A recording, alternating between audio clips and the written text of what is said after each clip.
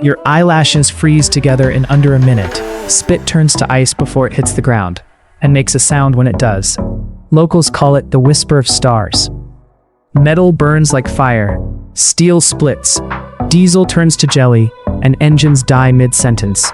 Now imagine waking up here every single day, not visiting, not filming a quick segment and leaving. Living, raising children, growing old. These are the coldest inhabited places on Earth, and the story of how people survive them is stranger and more dangerous than you think.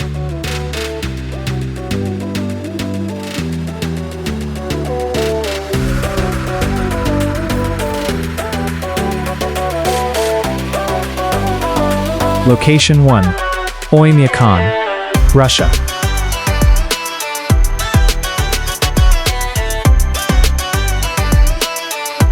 Deep inside Siberia, there's a village most maps barely show.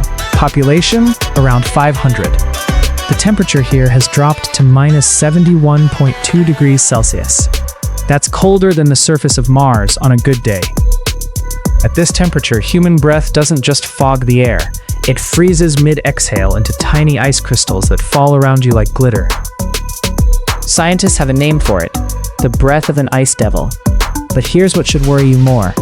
At minus 50, exposed skin can develop frostbite in under 10 minutes. At minus 60, it takes less than 5. So how does anyone survive? They never turn off their car engines, not once, not for weeks. Because if the engine stops, the oil freezes solid, and the car may never start again.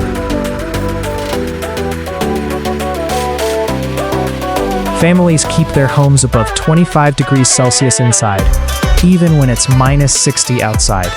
That's not comfort, that's survival math. One gap in insulation, one broken heater in the night, and a family could freeze before dawn. And here's the detail almost nobody knows. In Oymyakon, funerals take days to prepare, not because of grief, but because the ground is frozen solid. Digging a grave can take 2 to 3 days, with fires lit first, just to soften the earth. Even death moves slower here.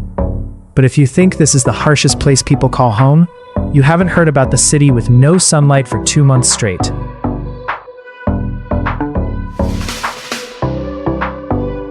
Location 2, Yakutsk, Russia.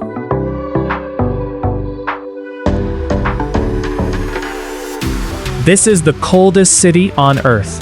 Not village, city.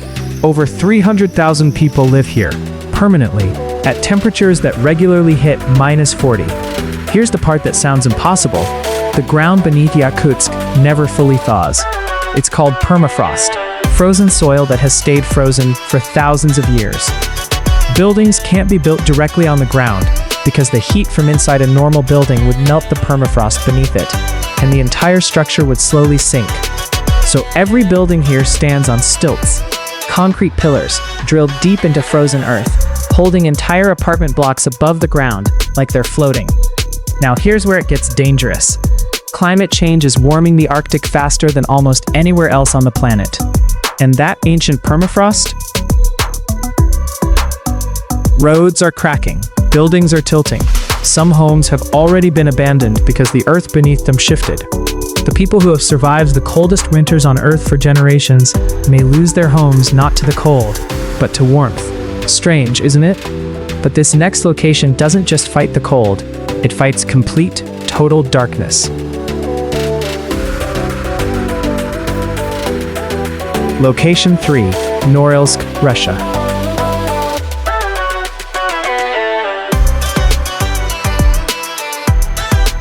Above the Arctic Circle, in one of the most polluted and coldest industrial cities on the planet, the sun disappears. Not for a day, for 45 days straight. It's called polar night. From December through mid-January, the sun never rises above the horizon in Norilsk. Just darkness, snowstorms, and temperatures that regularly fall below minus 40. Here's what scientists have found. Extended polar night doesn't just affect mood. It disrupts the body's melatonin production so severely that it can trigger something called polar T3 syndrome, where the body's thyroid function actually changes to survive the extreme cold and darkness combined. Metabolism slows down. The body enters a kind of controlled hibernation state. while people still have to go to work, drive buses, and raise kids. Blizzards here are so intense the city built enclosed heated walkways between buildings, ropes and guidelines strung across open streets, so people don't get lost and freeze to death walking from one building to another. It has happened before. Around 175,000 people call this home. Many have never known a version of winter that isn't measured in weeks of total darkness. But there's one place left on this list where the cold isn't the biggest threat at all. Location 4, Utqiagvik, Alaska.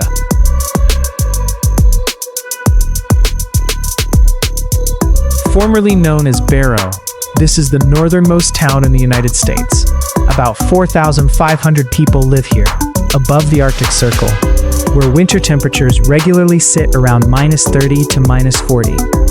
But wind chill can push the feels-like temperature past -60. Here's the twist. The ocean nearby used to freeze solid enough to walk on for months. Now, due to rising Arctic temperatures, that sea ice is thinner and forms later every single year. Why does that matter? Because for generations, the Inupiat people who live here have hunted whales from that ice, a tradition that feeds entire communities through the winter. Thinner ice means more accidents, more hunters falling through, more uncertainty about whether the tradition can continue at all. The cold isn't disappearing here, but the ice that protects people from an even bigger danger, the open, freezing ocean, is quietly vanishing beneath their feet. Every place on this list could be abandoned. The infrastructure is brutal to maintain, the risks are constant. Modern life makes it entirely possible to leave, but people don't leave, because these places aren't just coordinates on a frozen map, they're home. Grandparents grew up there. Traditions were built there, around fires, inside homes standing on frozen ground, under skies that don't see the sun for weeks at a time. Humans have proven something extraordinary in these places, that adaptation isn't a myth. It's survival, refined over centuries, passed down like a second language. But as the planet warms and permafrost melts, as sea ice thins and weather grows more unpredictable, these communities face a new kind of Cold War, one against a changing climate they didn't create. So here's the question worth sitting with.